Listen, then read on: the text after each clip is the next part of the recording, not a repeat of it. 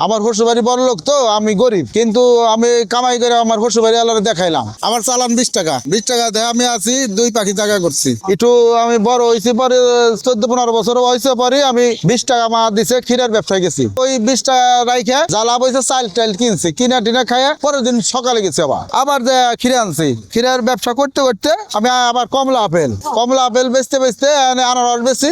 আর ওই সময় দেশাল আমের ব্যবসা, ওই আনারস বেশি, তারপরে কাঁঠাল, বাদামি, আমরা, কদবেল।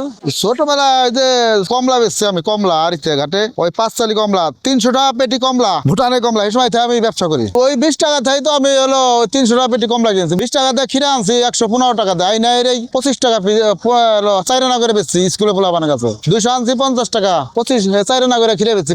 করুম কি, পড়াশোনা করে বের নেই। 8 মাসে বাবা আমার মারা গেছে, 8 মাসে কলেছে। ওই আমরা 2 ভাই 3 বোন। হ্যাঁ, ওই যে মা আমার নিয়ে ভিন্ন হয়ে গেল, বাইরে বিয়ে করছে। আমি তো আর বিয়ে করছিলাম না। ওই 20টা সালান নিয়ে এই ব্যবসা, ক্ষীরের ব্যবসা। হিমগঞ্জ থাইতাম 15 টাকা সব, আইনা 4 আনা করে বেচছি। 5টা 40 টাকা দিলাম না, লস হবে না। না না না না না না, পিস একদম 10 টাকা। এদের নাহলে 15টা পিস চাইতাম, বুঝছেন না? 10টা পিস নেন, এটা নেন আগে, ভালো লাগলে আপনার ওই সাইডে নিয়ে আনেন। এখন সবাই তো আর সত্যি কথা কয় না। আমার আড্ডে গেলে 1000-1500 কামাই আছে।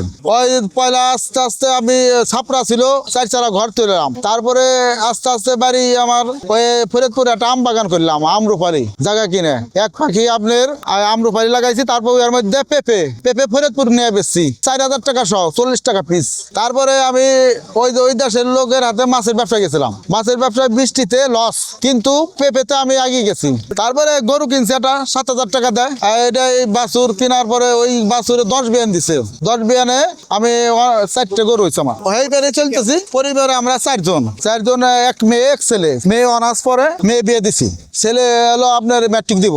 এই যে আনারস আনছি, আমার নিজের ভ্যান, 30,000 টাকা ভ্যান কিনছি। কিনে আনারস আনছি 600, ধরেন 2 টাকা করে পিস করলে আমি 1200 টাকা লাভ হবো আমার।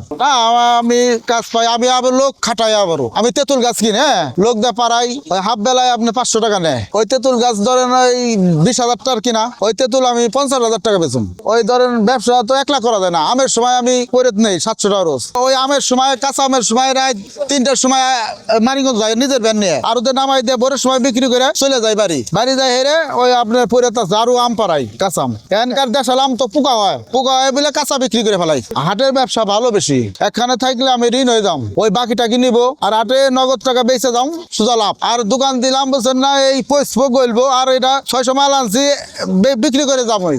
হ্যাঁ, বেচে যাবই, লাভ হবই। ফলে ব্যবসা না বিক্রি করলে লস। এই ফল যদি আমি না বেচি, লস হয়ে যাবো। পয়সা গেলে ফেলাই চলে যাবো।